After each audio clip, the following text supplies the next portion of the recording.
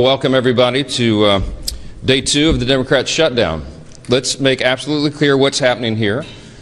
Real pain is being inflicted upon the American people because 44 Democrats in the Senate have voted for the third time to reject the completely nonpartisan, completely clean, very simple 24-page continuing resolution that we passed in the House here 2 weeks ago.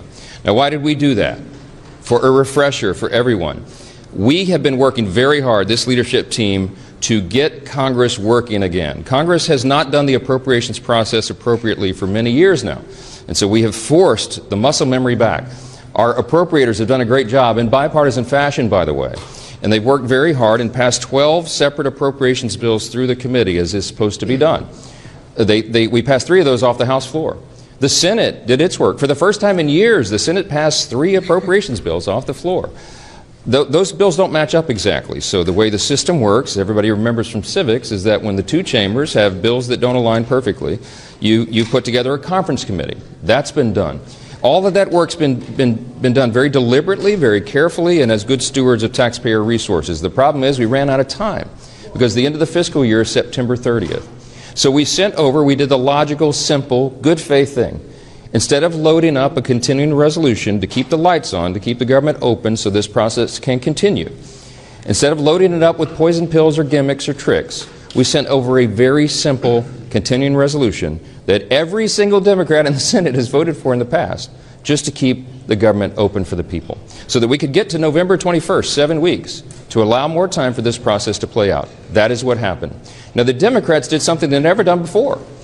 Chuck Schumer has led them all to vote against it. Everybody's been discussing this for the last few days. Why in the world would Chuck Schumer do a 180-degree turn? Because he said passionately, as recently as March of this year, on the same instrument, the same CR, that it would be reckless and irresponsible and dangerous to close down the federal government. Why did Chuck Schumer change his tune? Everybody knows that now. He's trying to avoid a challenge from his left flank in his next Senate re-election campaign. And he wants to avoid the scrutiny that he received for doing the right thing back in March, because the far left and the base really went crazy on poor Chuck Schumer. And so he changed his tune. And now they're trying to pretend it's about something completely different. They have made a decision that they would rather give taxpayer-funded benefits to illegal aliens than to keep the doors open for the American people, to keep vital services, veteran services, health care and nutrition for women, infants, and children.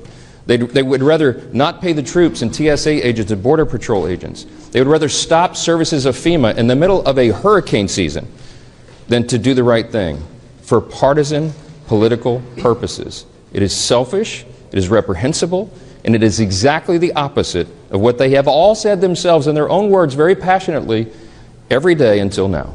We've been playing the greatest hits loop here on a video right outside the Speaker's office for days. You've all seen it. Make them answer for that.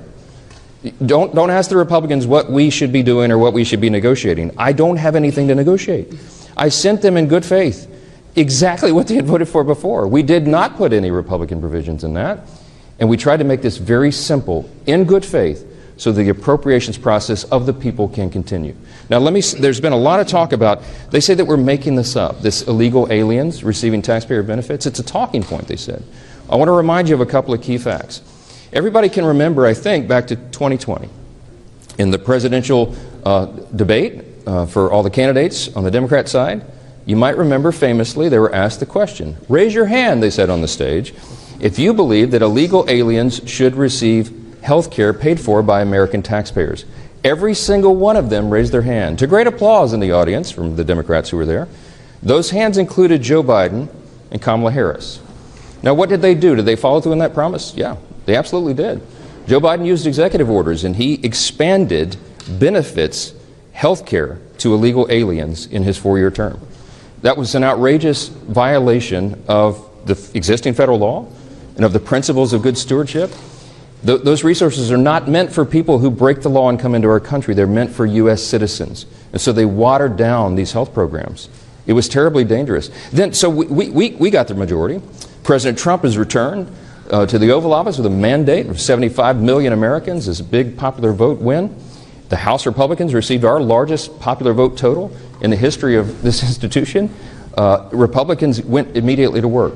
And we passed the one big beautiful bill, the Working Families Tax Cut. And we fulfilled all the promises that we made. One of the key promises that we made, because you all know that the open border was probably the #1 issue in the election cycle, was that we would end that madness. We would cut off resources, hard-earned taxpayer dollars by American citizens not going to reward people for breaking our law and coming over the border. And we did that. The one big beautiful bill, the Working Families Tax Cut, included a huge provision. A big chunk of that bill was the health provisions. Now, why are we saying that they want to return and restore taxpayer-funded benefits to illegal aliens? Because that's exactly what they did. When they rejected the clean CR that we sent over, the Senate Democrats, Chuck Schumer, filed a counterproposal. Now, what was in that counterproposal? You can see it for yourselves. In fact, if you're watching at home, go to my website right now, speaker.gov. Go to the press releases tab and you'll see it. It's listed right there. Just click on it. I'd like you to turn in your hymnals to page 57, okay? Section 2141. It is there in black letter. They filed this. This is not a talking point. This is what they proposed. They wanted to add, instead of the clean CR that keeps the government open for 7 more weeks to allow us to finish the work, they proposed a wild list of partisan priorities.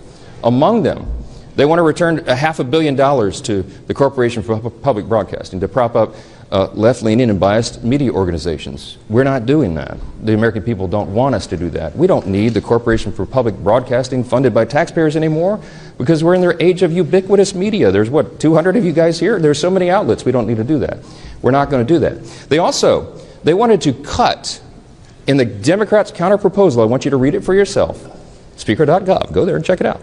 They want to remove the rural hospital fund that Republicans fought so hard to put into the one big beautiful bill. We set $50 billion aside to take care of rural hospitals. Why would Chuck Schumer want to get rid of that? I don't know. A lot of those rural hospitals are in red states. You have to decide for yourself what the motivations are here. But they say they're for health care. Why would they want to do that? The other thing that they put in there is very important. And on page 57 in section 2141, not a Republican talking point, read from the Democrats' document themselves. They said that they want to repeal the health provisions of the one big beautiful bill. Now, why is that so important? Because I want to tell you what those health provisions did. They eliminated all of the taxpayer-funded benefits going to illegals. There was an amendment that was sent over to the Senate to ensure that illegals would not be getting health care paid for by taxpayer dollars. Illegal aliens, okay? 43 of the 47 Senate Democrats voted against that. This is just a few months ago. The bill was signed into law July 4th, and we cut all of that out. Let me tell you what some of those things are. The Democrats' counterproposal CR, the dirty CR we call it, as opposed to the clean CR, would result in nearly $200 billion being spent on illegal aliens and other non-citizens. Let me be specific. This is just a few of the reforms that we put in that they want to repeal and reverse. Number one, a provision that closes the California loophole. Now, that's a provision that's also been adopted by states like New York and Michigan and Massachusetts. Other states have followed, other blue states. The California loophole allows taxpayer-funded Medicaid for illegal aliens. We eliminated that in the big, beautiful bill. Their counteroffer is to repeal and reverse that. That would cost $34 billion of U.S. taxpayer funds. Number two, a provision that prohibits Medicaid from paying more for emergency care provided to illegal aliens than it does for American patients who are disabled or elderly or children. We eliminated that in their counterproposal that they have filed that you can read yourself. They want to repeal that. That would cost taxpayers $28 billion. Here's another one, number three. They've counterproposed a provision that ends the Obamacare funding for non-citizens. The cost of that repeal would be $91 billion to all of you. Taxpayers, hardworking American citizens would be funding that. A provision that repeals the Obamacare special rule for immigrants. That cost would be $27 billion for taxpayers. A provision that ends Medicaid funding for those improperly granted asylum and parole under President Biden's open borders. The cost of that would be $6 billion. I think that's actually a low estimate. You know, President Biden intentionally opened the border and Kamala Harris for 4 straight years. By some estimates, 20 million illegal aliens came from every country all around the world, and a lot of dangerous people came into the country. And you know what they did? They granted them all asylum. They gave them all this parole status. so that they could roll on to taxpayer benefits. We've all been funding that. Republicans said, no, that does not comport with common sense. We're going to do right by Americans and not everybody else. We're not going to incentivize illegal immigration. And that's exactly what Biden and Harris did. It's what President Trump ran on to end, and we did that. It took the president about 2 months, and he closed that border tight. We don't have that problem anymore, but we still got to deal with the tens of millions of people who are here illegally. We're working on that. So the Democrats' so-called reasonable counterproposal would reverse all those common sense reforms I just listed and more.